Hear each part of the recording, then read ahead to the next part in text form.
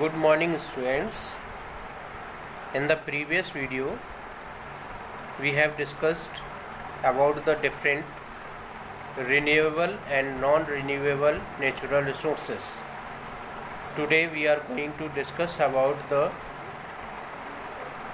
non-renewable natural resources like coal, petroleum and natural gas. First of all,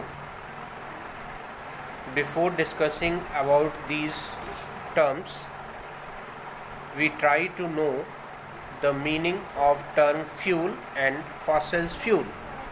Ultimately, coal, petroleum and natural gases, these all are the fossil fuel.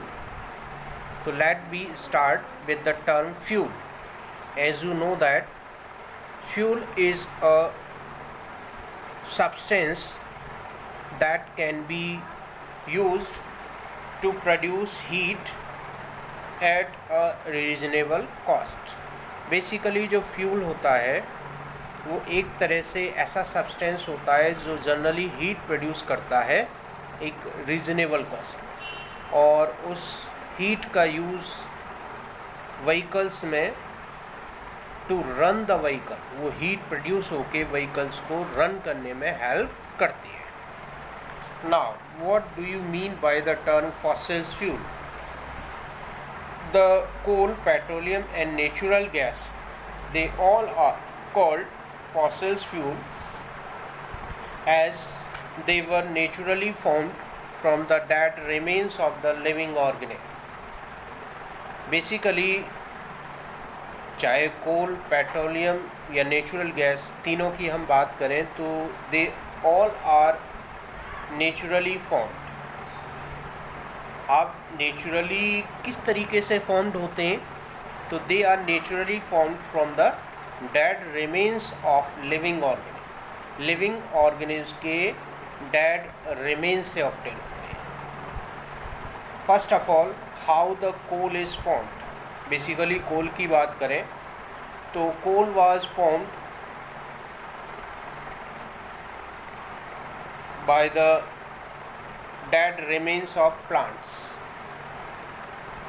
Millions of years ago, there is a huge vegetation is present on the earth.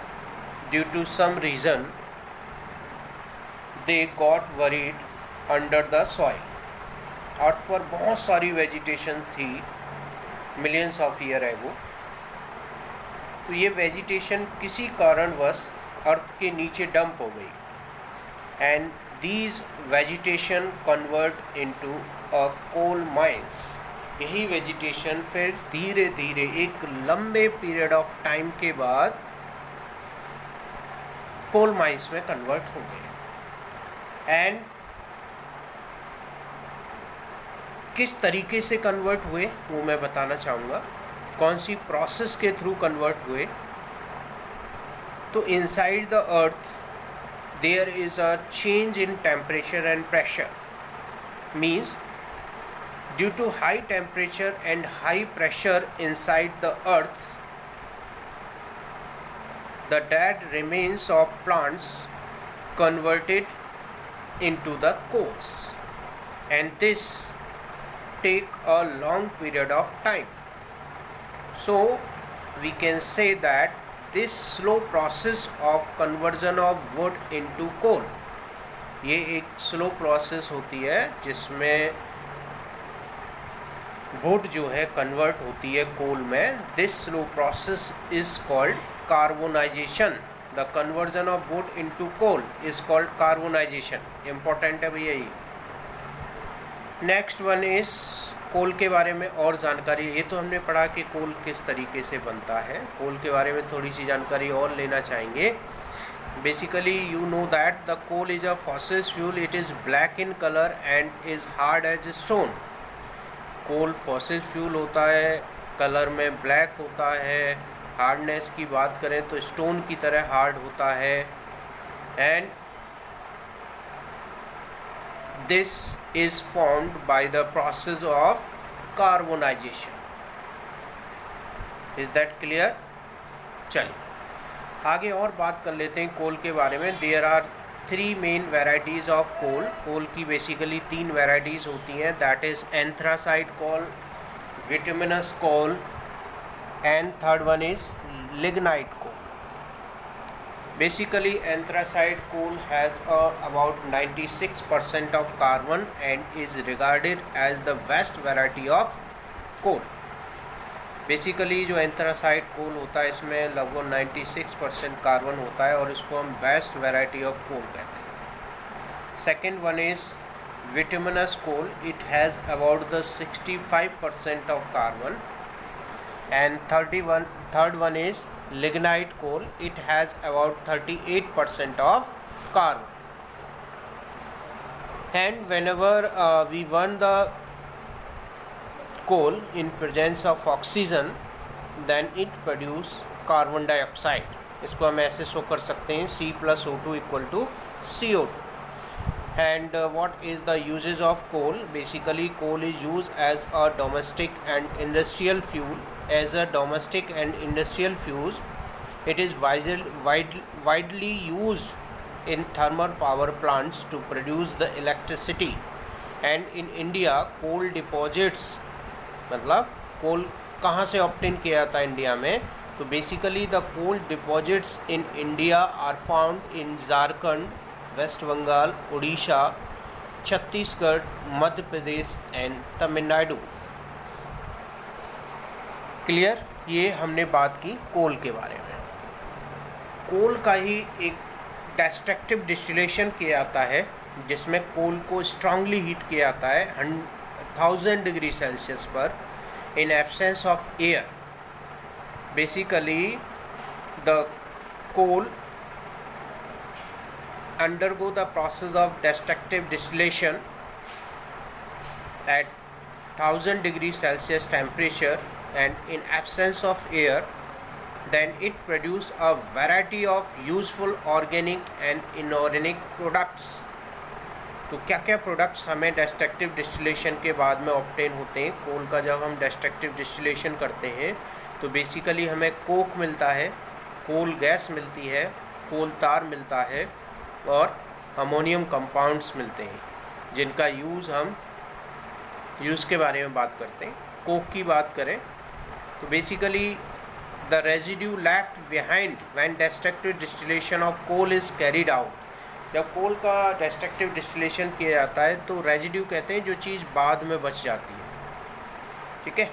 तो the residue left behind when destructive distillation of coal is carried out, that is coke. तो it is a residue of destructive distillation of coal. Coal का जब destructive distillation किया जाता है तो as a residue क्या बचता है? कोक बचता है। It is an almost pure form of carbon, ये कार्बन की एक प्योर फॉर्म मानी जाती है। And it is a good fuel and burn with no smoke, without smoke burn करता है। And it also use to reduce metal oxides, ठीक है भाई। और कोक का यूज़ हम कुछ गैसियस फ्यूल बनाने में भी करते हैं, जैसे प्रोड्यूसर गैस बनाने में इसका यूज़ किया जाता है N2+CO, producer gas. Second one हमने बात की थी coal gas. It is a mixture of hydrogen, methane, carbon monoxide and other gases. Earlier time it was use for domestic cooking and lighting but is not much used now। आजकल ये, पहले हम लोग इसका यूज़ करते थे, cooking में भी यूज़ करते थे और कुछ लाइटनिंग के लिए भी इसका कोल गैस का यूज़ करते थे, पर आज की डेट में हम इसका यूज़ नहीं करते। कोल तार, आप सब परिचित हैं कोल तार से। कोल तार actually it yield many important organic compounds on fractional distillation